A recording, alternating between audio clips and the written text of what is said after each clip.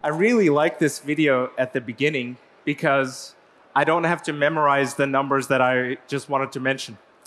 So this year, I'm delighted to announce that we have 10,000 visitors, 280 exhibitors, 20 master classes, and lots of insights for you. We have 70 speakers that are waiting for you today. I have the pleasure to be one of the first. So I hope that you will learn a lot today. You will have a chance to network a lot.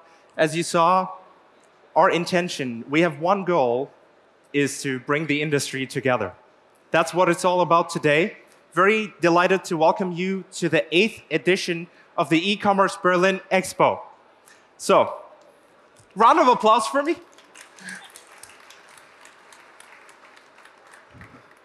So guys, my name is von Thenen. I think you see that everywhere.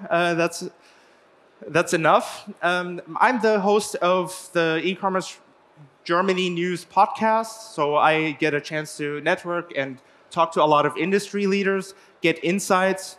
So we thought we have a keynote about the state of the German e-commerce. And I want to start with a personal story, the journey, why I'm here today. 4 years ago, I took part in our yearly Call for Papers contest. I was a contestant that wanted to speak about the topic of sustainability. So I was really ambitious to get the highest amount of votes, and I managed to win the voting process, thanks to the votes. After that, I got to speak on stage multiple times.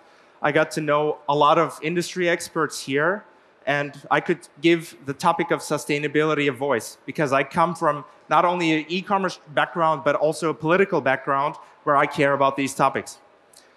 So I'm very delighted to talk about the trends in e-commerce, what's actually going on in terms of consumer sentiment. Yeah, so today you'll hear a lot about the last couple of years, like what's been going on in German e-commerce. A couple of years ago, we were just spending very differently, you know. Not like this gentleman, but we were in a different position to spend our money. And today I will give you some insights about how the consumer sentiment is evolving. As you know, since 2020, yeah, it works now. Since 2020, we've had several crises. There was the Corona crisis. I think some of you saw that, so where we had to sit at home. And then there was the inflation crisis, and then there was a war in Ukraine, and then there was the energy crisis. There's crisis in Gaza. There's all kinds of things happening. And this has an impact on how the consumer is behaving, how their priorities shift.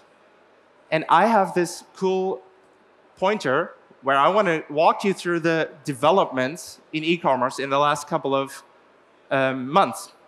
This is a barometer study from the German Retail Association. They were kind enough to share some insights with us. So when you look at March to May 2020, you see a significant drop in consumer behavior where people were thinking, okay, there's the coronavirus, all stores were closed, and all of a sudden the consumer is reluctant and careful not to spend their money. And that's pretty clear. And then later on, there's some relaxation of the regulations, so the consumer gets more comfortable towards the beginning of 2021. But then again, you see like the impact of, the biggest impact that we're seeing is from the end of 2021, February 2022, where Russia invaded Ukraine. And after that, and then this also coincides with the energy crisis that we had in e-commerce. And all of this has an impact on how the consumers are behaving. And when you look at the significant drop all the way, this is primarily because inflation, the crisis, and the war. And then you see consumers starting to consume more, and it's kind of ramping up and stabilizing where we are today in February 2024. But when you compare it to the prior levels, you see that it's nowhere close to how we used to consume. And this study is based on how much the consumer is willing to spend, how much they want to save money, and how cautious they are with their spendings. So that brings me to the next point. The consumer's increasingly aware of how they spend the money, and they're cautious, and they want to save more, because many consumers actually still believe we're moving from one crisis to the other. We are in uncertain times. Yeah? And they are willing to save more. I created this slide with ChatGPT. I have to give credit to that. Along the way, first you have the financial worries, but many consumers along the way realized, actually, yeah, I don't need to consume this much. What's the impact I'm having on the environment? Am I better than everyone? This is a TikTok trend. So they're really proud of their purchase behavior. There's more of a trend for sustainability. There's more of a trend for less consumption. And interestingly, more secondhand purchases. Malte did a nice introduction that I have 2 kids. And many of the, as I was looking at these numbers, I could relate to many of the learnings, because 1 in 3 people in Germany between the age group 25 to 45, they're actually even giving presents as a second-hand present. So this is quite new, and 50% of these customers are willing to do that. If they haven't done that before, they're willing to do that next year. So people are really tending to going into the direction of second-hand, because it's also cheaper, it's sustainable. So all of this goes hand in hand. Meanwhile, we kind of see a fatigue in the consumer. They no longer want to scroll through identical-looking e-commerce websites and just scroll through 2,500 products. They're kind of sick of that, you know, and they want to focus more on experiences. I see Hannes back there taking a photo, because it's his research company that provided the insights. Thank you very much. Where they did a consumer study and asked the consumers, hey, where do you want to actually spend your money? What are your priorities? And we see a shift in priorities in terms of not only consuming products, but also experience, more towards experiences. So let's take the example of snowboarding. Yeah? So we will get to that. But if you're into this hobby, if you want to go snowboarding, eventually you need good gear to support this hobby, right? That brings me to the point that D2C love brands have a chance to compete even in these hard times when the consumer is less willing to spend money. Let's take IKEA as an example. We are very honored to have IKEA in-house today. I will talk about, we have the vice president of IKEA Global, responsible for digital projects today, speaking at stage E. He's a good friend of ours, Farzan. But I took IKEA as an example.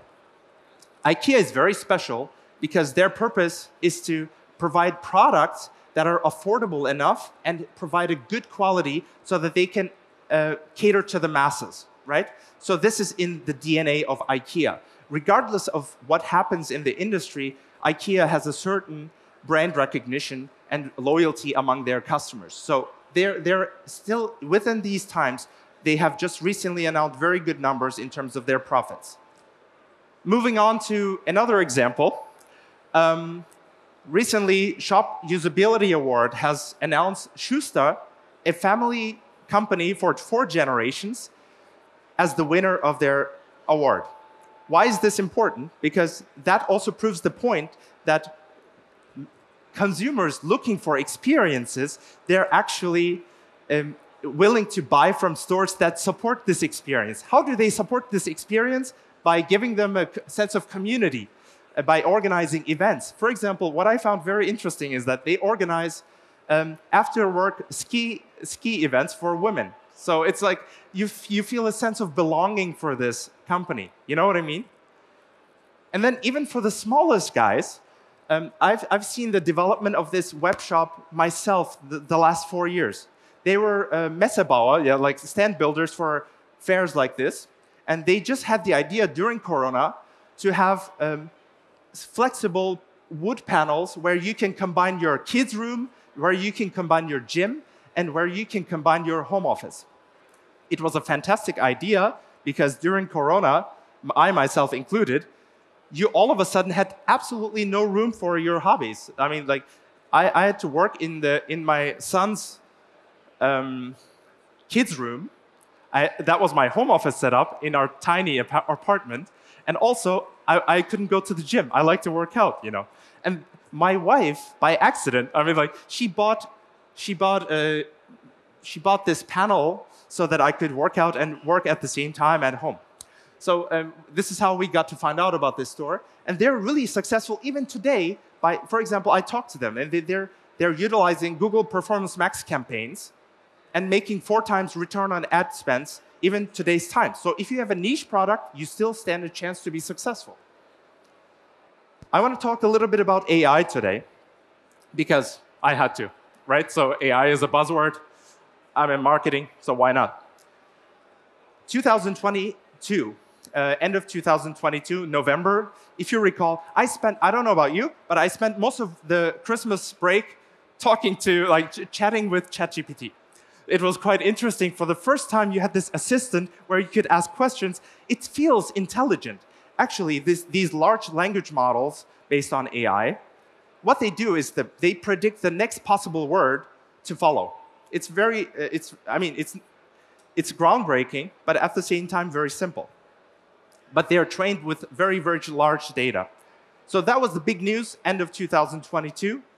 And throughout the year, we've seen many applications based on AI, but not so much applicable, or not so useful yet. And 2024, now we see this. What's so special about this video? Anyone? We have someone back there. You have to yell. Speak a bit louder, please. I didn't hear you, but I will guess what you said. It's AI generated, right? So these mammoth, it's for the first time, you can generate very, very, very realistic videos with AI. And this is not only the only thing. With Gemini, which is another large language model provided by Google, trained by 1.5 million tokens, which in comparison to GPT-4 from OpenAI is massive. So this means you can feed your product documentation manual to this model, which would be too much for ChatGPT-4, and then just use it for any purpose. So it will unlock a world of possibilities. But this year, the primary focus, in my opinion, for e-commerce brands is to focus on embedded experiences. Yeah? Embedded experiences, what does that mean? It means not everyone is a prompting expert. Not everyone goes to ChatGPT and is able to answer the questions because ChatGPT doesn't have particular data that they need for the particular use case. That's why we are seeing more and more implications of this embedded experience. For example, the Copilot from Microsoft. What makes Copilot very special is that it can analyze the existing data you have used. Like it can analyze your emails, it can analyze your schedules, it can analyze your Word and PowerPoint, whatever you've created in the past, and give you personalized input. I want to also mention a very funny app that I found out. You might want to check this out. It's an app called Call Annie, where you can FaceTime with an AI agent. So it's very nice to see that you can not only interact with an AI chatbot per text, but also we will see more and more applications of this. So she can give you, if you want, I sometimes have problems waking up early in the morning. I have to ask someone. Today I asked someone from the team to help me out. So she can give you a wake-up call, for example, which is very useful. And then you, in e-commerce, you see more and more. They're like mushrooms right now. AI website builders. How many of you have seen such a thing? The problem with this is that the idea is great. So you tell AI, hey, you know, I'm new in e-commerce. I want to start a business selling socks. They're sustainable. You give a couple of bullet points, and then it creates product photos for you. And the idea is great because like these are hurdles at the beginning for many merchants. It's difficult to start unless you're a content guru or you have a team of experts or an agency. So even those types of things are not there yet, but you'll see more and more applications of this going forward. And it's a matter of time that they get good enough. And there, the big question in the room will be, what about agencies? What's the future of agencies? I have a designer friend here. He's like shaking because he's about to lose his job. So what's going to happen to the entire agency ecosystem? And then we have visual commerce. A couple of weeks ago, Apple started selling the Apple Vision Pro. Here, it's very iconic because they have this very ugly long cable, so you'll recognize it. What's so special about Apple Vision Pro is because it opens and unlocks a world of possibilities for e-commerce brands to interact with the customer much differently than before. It's not even the first thing because we had this with Meta Quest 3, where you could just interact. For example, you can interact with a website much differently than you would. Remember the fatigue of customers scrolling through products. Why not? They could be talking to a product expert on the right-hand side and making a purchase decision. We're still at the beginning. It's gonna unlock a world of possibilities. For example, you could scroll through some products in your living room as if you were in the store. So this raises a big question for omni-channel businesses. How can we adapt to this journey? Again, talking about omni-channel at the end of this presentation, I will give you my highlights of the day so you can profit from that. But there's an elephant in the room. It's a Chinese elephant. Not Alibaba, because they're sponsoring this stage. They're friendly. We have Temu and Shein, which I haven't talked about until now, on purpose. Temu and Shein are platforms in e-commerce that are massively disrupting the industry right now.